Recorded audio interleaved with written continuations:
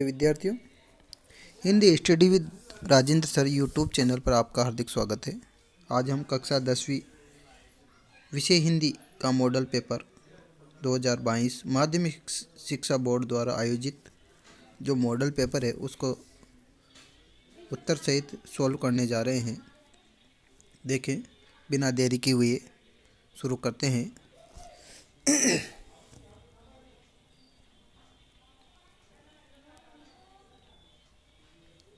या आप अच्छे से पढ़ लें इसको, पद्यांश को।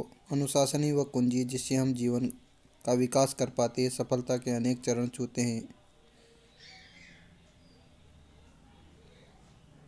उपयुक्त गद्यांश का शीर्षक क्या है? उपयुक्त गद्यांश का शीर्षक क्या है? तो अपना आंसर क्या हो जाएगा? अपना आंसर हो जाएगा उपयुक्त गद्यांश का शीर्षक उत्तर नंबर द विद्यार्थी जीवन में अनुशासन का महत्व। आगे चलते हैं। अनुशासन कितने प्रकार का होता है? तो अनुशासन जो है कितने प्रकार का होता है? अनुशासन 2 प्रकार का होता है। पद्यांश के अकॉर्डिंग आपको इनका आंसर पद्यांश में से मिल जाएगा। आगे चलें।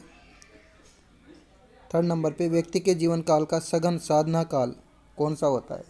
तो सघन साधना काल जो होता है वह उत्तर नंबर 3 का विद्यार्थी जीवन होता है। सघन साधना काल, सबसे ज़्यादा साधना जो है विद्यार्थी जीवन में करनी पड़ती है। अनुशासन के प्रमाण हैं, तो अनुशासन के प्रमाण कौन कौन से हैं? तो अनुशासन के जो प्रमाण हैं, 4th नंबर का क्वेश्चन है, सूर्य का नित्य प्रति एक ही दिशा में उगना, समुद्र में ज्वार भाटा आने पर भी मर्यादित रहना, पृथ्वी पर सूर्य के चारों ओर चक्कर लगाना। तो आप पद्यांश को पढ़कर इसका अच्छे से उत्तर दें। आंसर हो जाएगा उपयुक्त सभी। आगे चलते हैं। व्यक्ति के जीवन में किसका गहरा महत्व है? प्राकृतिक घटनाओं का, दूसरों के अधिकारों के कारण माने जाने वाले अनुशासन का, सीखने की प्रक्रिया का या अनुशासन का? तो उत्तर हो जाएगा अनुशासन का, क्योंकि बताया ही अनुशासन के बारे में गया है। आगे चलते हैं। ये आपको इसके आंसर्स हैं। वह स्वाधीनता किसान रहा, अभिमान भरा आँखों में, इस छोड़ उसे मझधार, आज संसार कगार सदृश वह किसका, लहराते हुए खेत द्रगों में हुआ बेदखल वह अब जिनसे हंसती थी उनकी जीवन की हरियाली, जिनके तरण तरण से आँखों में ही घूमा करता था। उसकी आँखों का तारा, कारणों की लाठी से जो गया जवानी ही में मारा, बिना दवा दर्पण के घरने स्वर्ग चली आंखें आती भर, देख देख के बिना दूध मुही बिटिया 2 दिन के बाद मर गई। तो इस प्रकार का जो आपको पद्यांश दे रखा है, तो ये उपयुक्त जो काव्यांश है, ये जो उपयुक्त काव्यांश दे रखा है, तो ये किससे संबंधित है? ये जो उपयुक्त जो काव्यांश है यह पूरे के पूरा ही किसान से संबंधित है। तो उपयुक्त काव्यांश का उचित शीर्षक भी क्या हो जाएगा? उपयुक्त काव्यांश का उचित शीर्षक हो जाएगा किसान। ठीक है। इस काव्यांश में किसकी पीड़ा का वर्णन किया गया है? तो इस काव्यांश में जो है किसान की पीड़ा का वर्णन किया गया है। आगे चलते हैं। कारकुन का शाब्दिक अर्थ क्या होता है? कारकुन का शाब्दिक अर्थ होता है उत्तर नंबर ब, जमींदार का कार्मिक। अगला क्वेश्चन है, आँखों का तारा होना मतलब बहुत प्यारा होना, अत्यधिक प्यारा होना। आगे चलते हैं। काव्यांश में वर्णित पीड़ित वर्ग की आंखों में चमक कब आती है? तो जो काव्यांश में बताया गया है, तो पीड़ित वर्ग की आंखों में चमक कब आती है? तो इसका सीधा सा आंसर हो जाएगा उत्तर नंबर अ, शोषण से पूर्व की संपन्नता को याद करने पर। ये सब 1-1 नंबर के क्वेश्चन आपसे पूछे जाएंगे। तो 10 तक के क्वेश्चन के आपके ये इस प्रकार के आंसर हैं। माता का आंचल कृति के रचनाकार कौन है? तो इस प्रकार से पाठ में से आपको 100% पूछा जाएगा। एक पाठ का नाम और एक कवि का नाम पूछा जाएगा कि कौन से पाठ का कौन सा कवि है। तो माता का जो आंचल है वो पाठ का कवि कौन है? शिवपूजन सहाय। जॉर्ज पंचम की नाक कहानी का उद्देश्य क्या है? तो जॉर्ज पंचम की नाक कहानी का उद्देश्य औपनिवेशिक दौर की मानसिकता पर चोट करना है। व्यंग्य मारा गया है इसमें कि आज भी जो है हमारी भारतीय शासन व्यवस्था जो है गुलामी की जंजीरों से, इंग्लैंड की गुलामी की जंजीरों से मुक्त नहीं हुई है। अगला क्वेश्चन है, उपयुक्त सभी आ जाएगा इसमें। औपनिवेशिक, विदेशी आक्रमण की भर्त्सना करना, व्यावसायिक पत्रकारिता का पर्दाफाश करना, उपयुक्त सभी। तो इसका आंसर क्या हो जाएगा? उपयुक्त सभी। आगे चलते हैं।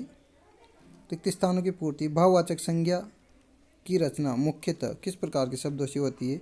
तो भावबोधक शब्दों से होती है। सर्वनाम कितने प्रकार के होते हैं? 6 प्रकार के होते हैं।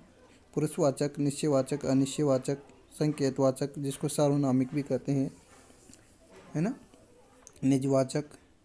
शब्द जो किसी वस्तु, द्रव पदार्थ की मात्रा या तौल को बताते हैं, तो मात्रा तौल को बताने वाले शब्द तो क्या कहलाते हैं?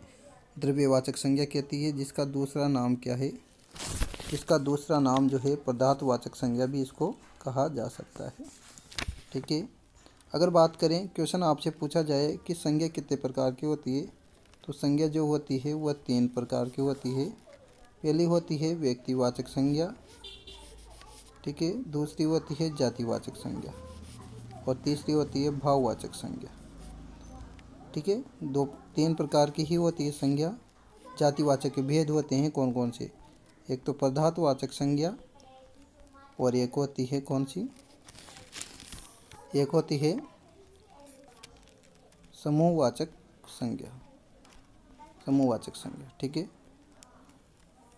अगला है हिंदी क्रिया पदों का मूल रूप ही, तो क्रिया के मूल रूप को ही क्या कहते हैं? धातु कहा जाता है। क्रिया का मूल रूप क्या कहलाता है? धातु कहलाता है। उपसर्ग शब्द के कहाँ पर जुड़ते हैं? आरंभ में। उपसर्ग तो कहाँ जुड़ते हैं? शब्द के आगे जुड़ते हैं, और प्रत्यय जो होते हैं वो शब्द के कहाँ जुड़ते हैं? पीछे जुड़ते हैं। ठीक है। आगे चलते हैं। वे प्रत्यय जो धातु व क्रिया के अंत में लगकर नए शब्दों की रचना करते हैं, उन्हें क्या कहा जाता है? तो वे कौन से प्रत्यय कहलाते हैं? तो वो कौन से प्रत्यय कहलाते हैं? कृदंत प्रत्यय या कृत प्रत्यय। तो मतलब क्रिया से बनने वाले प्रत्यय तो कौन से हो जाते हैं? कृदंत। इसका नाम ही क्रि है। क्रि का मतलब क्या होता है? क्रिया। तो क्रिया से बनने वाले कृदंत, और क्रिया को छोड़कर जो संज्ञा, सर्वनाम, विशेषण से बनते हैं वो कौन से प्रत्यय कहलाते हैं? वो प्रत्यय कहलाते हैं तद्धित प्रत्यय। तो प्रत्यय 2 ही प्रकार के होते हैं। हिंदी के अकॉर्डिंग 3 प्रकार के होते हैं। हिंदी के अकॉर्डिंग तो 2 प्रकार के होते हैं, और संस्कृत के अकॉर्डिंग 3 प्रकार के होते हैं। तीसरा वाला स्त्री प्रत्यय होता है। आगे देखें। 12 नंबर के क्वेश्चन आने हैं, आपके 20 शब्दों में उत्तर देना है। संधि और संयोग में क्या अंतर है? तो संधि और संयोग में अंतर बताना है, तो 2 या 2 से अधिक वर्णों या वर्णों के, 2 या 2 से अधिक वर्णों के मेल से उत्पन्न विकार को क्या कहते हैं? संधि कहते हैं। जबकि संयोग में क्या होता है? 2 वर्गों के मेल से, या फिर 2 शब्दों के मेल से। शब्दों के मेल से बनने वाला भी क्या होता है? समास होता है। और समास में क्या होता है? समास में क्या होता है? संयोगी तो होता है। भाई समास में जो है, समास में तो क्या होता है? समास में संयोगी होता है। जैसे कि रसोई घर। समास संधि में तो क्या होता है? जैसे विद्या प्लस आले, तो 2 वर्ण, ये इधर आ मिला, इधर आ मिला, तो ये दोनों वर्ण मिल करके एक नया वर्ण बनाया, नया स्वर बनाया। तो ये 2 वर्णों के मेल से उत्पन्न विकार को तो संधि कहते हैं, और 2 शब्दों के या 2 वर्गों के मिलने से उत्पन्न विकार को, उत्पन्न विकार न तो संयोग, उत्पन्न विकार हो तो संयोग कहलाता है। समास की परिभाषा, 2 या 2 से अधिक। संधि में तो क्या मिलते हैं? संधि में तो वर्ण मिलते हैं। जबकि समास में क्या मिलते हैं? समास में 2 शब्दों के मेल से, है ना। जब किसी भी सामासिक पद से विभक्ति चिन्हों को हटा करके एक समस्त पद बना लिया जाता है, उसे क्या कहा जाता है? समास। समास का शाब्दिक अर्थ होता है संक्षेप करना। इस प्रकार से 2 या 2 से अधिक शब्दों के परस्पर मेल के योग को समास कहते हैं। जैसे विद्या मंदिर, यानी कि विद्या का मंदिर, तो इसका ये भी हो जाएगा विद्या का मंदिर। तो विद्या मंदिर क्या हो जाएगा? विद्या का मंदिर। तिल का ताड़ बनाना यानी कि किसी भी बात को जो है बढ़ा चढ़ा करके कहना। आप भला तो जग भला, यानी कि अगर खुद अच्छा है तो वह सबके लिए अच्छा है। तो कुल मिला के 12 नंबर के क्वेश्चन आने हैं एक एक नंबर के। चश्मे वाले को लोग कैप्टन क्यों कहते थे? क्योंकि वह एक देशभक्त था। नेताजी सुभाष चंद्र की मूर्ति पर हमेशा ही क्या लगाता रहता था? चश्मे, इसलिए लोग उसे क्या कहते थे? कैप्टन कहते थे। लेकिन जब उसने जो है जब हवलदार साहब ने उसको देखा तो वो एक लंगड़ा सा, पतला सा, दुबला सा व्यक्ति था, जो किसी भी तरह से जो है एक जो है सुभाष चंद्र बोस की सेना का कैप्टन नहीं लग रहा था। एक कहानी ये भी रचना में मनु भंडारी के साथ साथ और किसका व्यक्तित्व उभर कर आया है? तो मनु भंडारी के साथ साथ जो है उसके पिताजी का व्यक्तित्व उभर करके आया है, जो बहुत ही क्रोधी थे, शक स्वभाव वाले थे।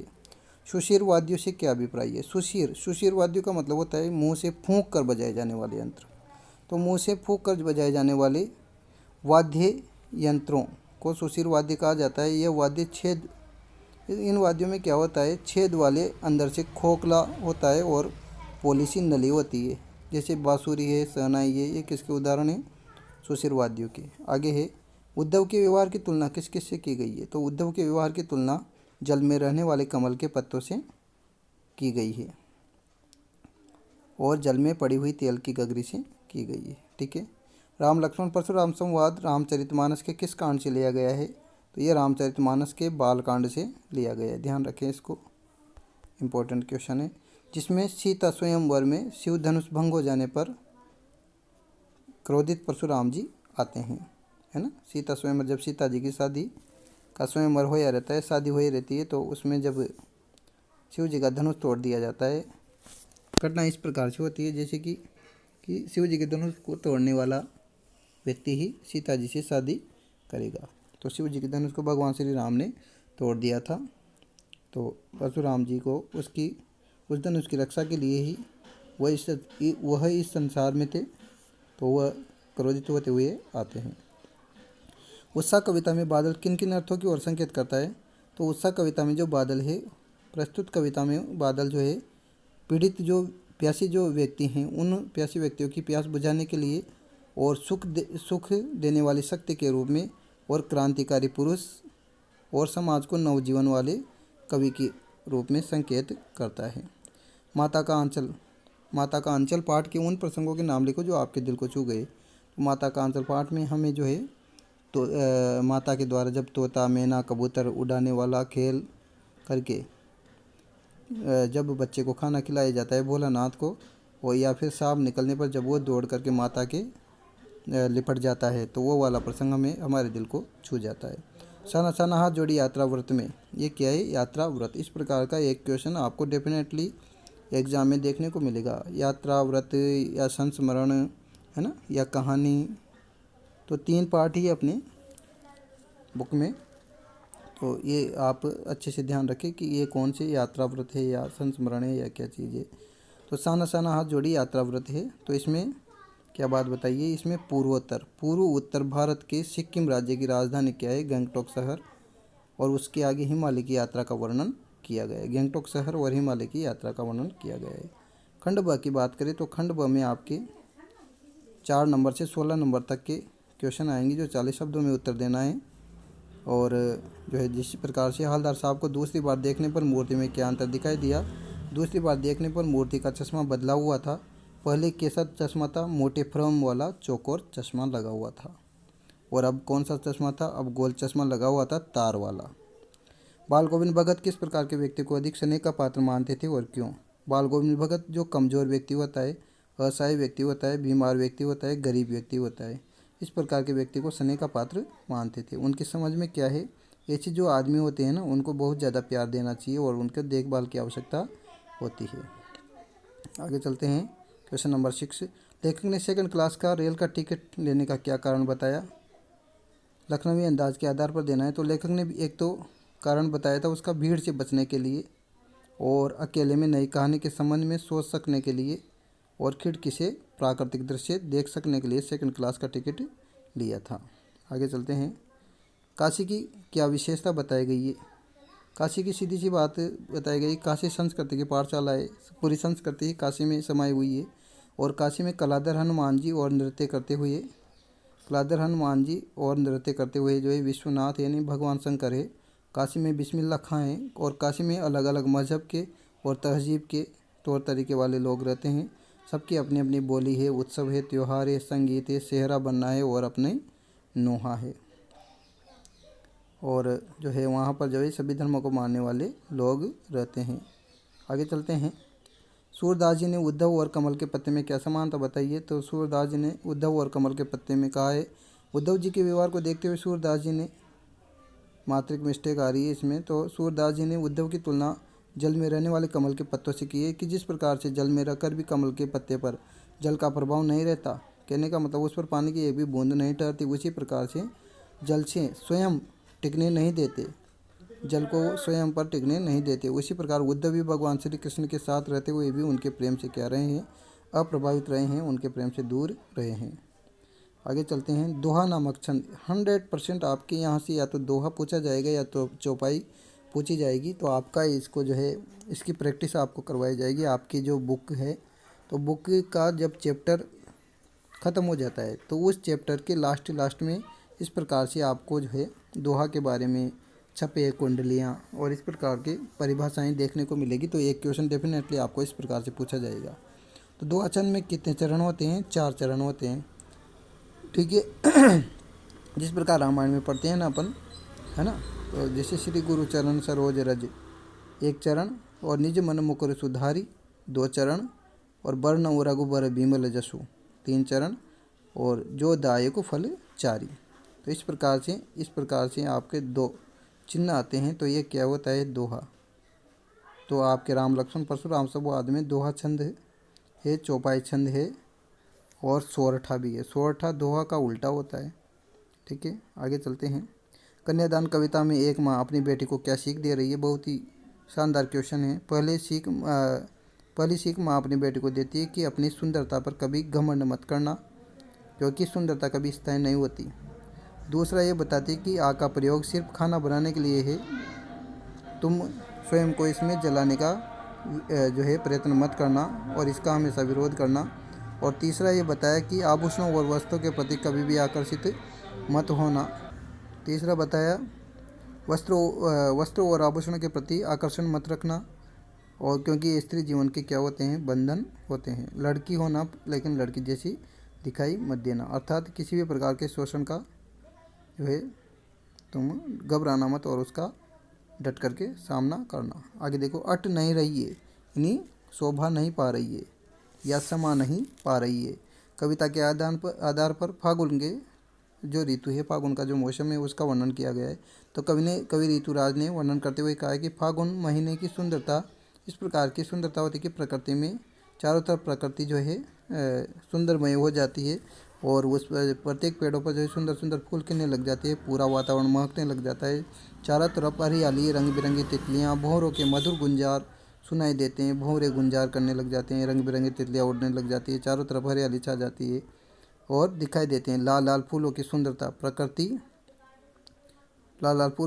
प्रकृति को नए दुल्हन की तरह दिखाई देते हैं। तो नए दुल्हन के समान तुलना की गई है, ध्यान रखना।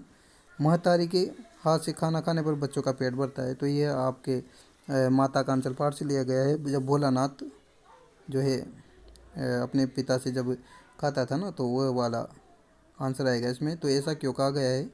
महतारी यानी कि माँ।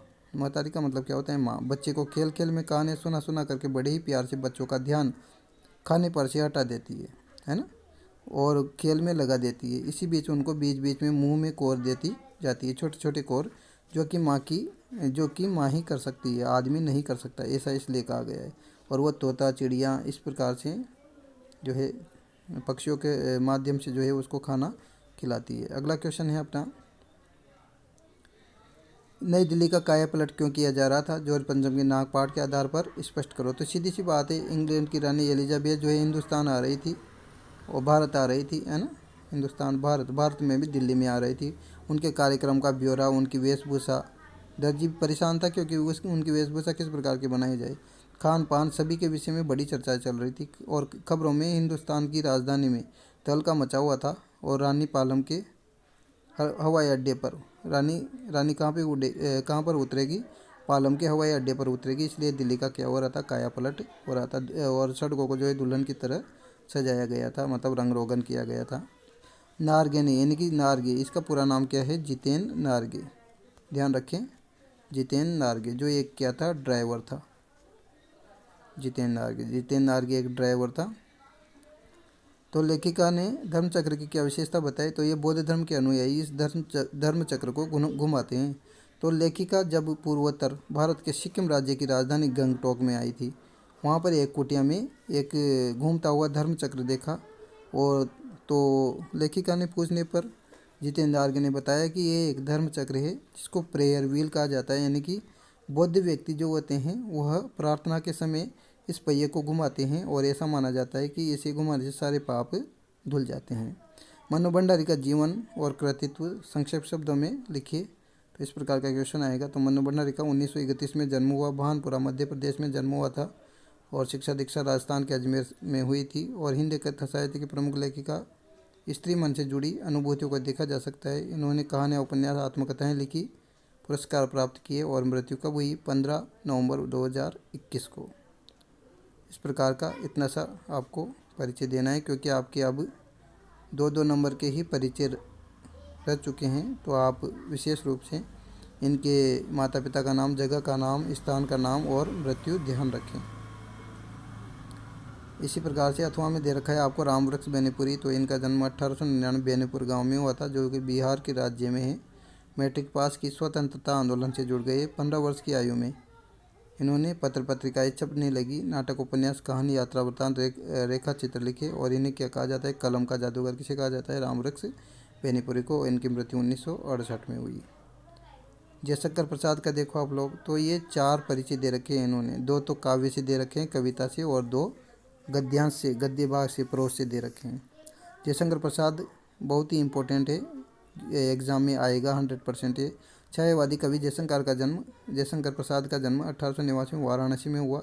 इनका जीवन अत्यंत संघर्षमय रहा। और इस प्रकार की ये जो लाइन आ रही है ना, ये जो मैंने अभी ये लाइन बताई, ये सभी में आप फिट कर सकते हो। कामायनी इनकी कालजयी रचना है और इनका निधन 1937 में हो गया था। रचनाएं वगैरह तो इम्पोर्टेंट है, रचनाएं लिखना आपको ज़रूरी है। रचनाएं नहीं लिखी तो आपके मार्क्स कट सकते हैं।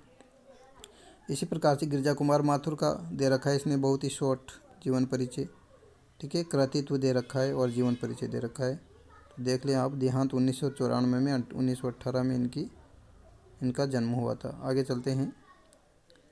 ये आपके जो है आपकी बुक से, काशी वाले पाठ से, बिस्मिल्लाह खां जो पाठ है उसमें से आया है। काशी में संगीत आयोजन की परंपरा। तो पद्यांश को ध्यान से पढ़ें और इस प्रकार का पद्यांश आएगा। आपके 60 शब्दों में उत्तर देना है। 1+2 मतलब 1 नंबर तो आएगा आपका सप्रसंग का और 2 नंबर की आएगी व्याख्या, ठीक है। इस प्रकार से 3 नंबर का आपके जो है पद्यांश आना है। तो इसका जो है सप्रसंग नहीं हो, सप्रसंग होता है, सप्रसंग, ठीक है। सप्रसंग लिखें। तो आप प्रस्तुत पद्यांश हमारे पाठ्य पुस्तक क्षितिज भाग 2 के लेखक यतीन्द्र मिश्र द्वारा रचित व्यक्ति चित्र। क्या है ये? व्यक्ति चित्र, क्योंकि बिस्मिल्लाह खां एक व्यक्ति थे तो उनके बारे में तो बताया गया है। तो व्यक्ति चित्र नौबत खाने में इबादत नामक पाठ से लिया गया है। यहीं पे अपना सप्रसंग का अंत नहीं होता, यहाँ पर अपन को आधा नंबर मिलता है। उसके बाद आधा नंबर किसका है? इसमें काशी की कुछ विशेषताओं का वर्णन किया गया है। जो आपको ये बता रखा है, काशी की कुछ विशेषताओं का वर्णन किया गया है, इस पर विशेष ध्यान दें। तो ये वाली चीज़ कभी कभी बच्चे भूल जाते हैं, तो इस पर विशेष ध्यान दें। पद्यांश से संबंधित लिखना है कि पद्यांश में क्या बात बताई गई है, जिसमें आपका 1 नंबर कंप्लीट हो जाता है। उसके बाद व्याख्या बता रखी इसने, लेखक के अनुसार काशी में संगीत आयोजन की अद्भुत और प्राचीन परंपरा थी। तो देखो, आपको इसमें ज़्यादा कुछ नहीं करना, आपको इसमें पहले जो घटना हुई उस घटना को थोड़ा सा अटैच करके 1-2 लाइन्स को इस तरीके से जमाना है और उसके बाद जो है घटना को थोड़ी बहुत चेंज करते हुए और व्याख्या के अनुरूप लिखना है, ठीक है। विशेष आपको लिखना है। इस पद्यांश की भाषा सरल, सहज, बोधगम्य और प्रभावशाली है। भाषा शैली की सहजता, विशिष्टता है। हिंदी, संस्कृत, उर्दू शब्दों का प्रयोग किया गया है। तत्सम तद्भव शब्दों का प्रयोग किया गया है, ठीक है। और लेखक ने खास आपके व्यक्तित्व में दोनों मजहबों को सम्मिलित किया है। ठीक है, आगे चलते हैं। तो इस प्रकार से ये आपके दूसरी वाली जो व्याख्या है अथवा में, लोग संभालने के बाद मेरी टक्कर, तो ये मन्नू भंडारी से लिया गया है। आत्मकथ्य मन्नू भंडारी, ये मन्नू भंडारी से लिया गया है, आत्मकथ्य नामक कहानी से लिया गया है। तो एक कहानी ये भी क्या है, एक आत्मकथ्य है। लेखिका अपने पिछले गुजरे समय को याद करती है। ठीक है, इसके आगे अगला वीडियो आएगा। वीडियो देखने के लिए आपका धन्यवाद।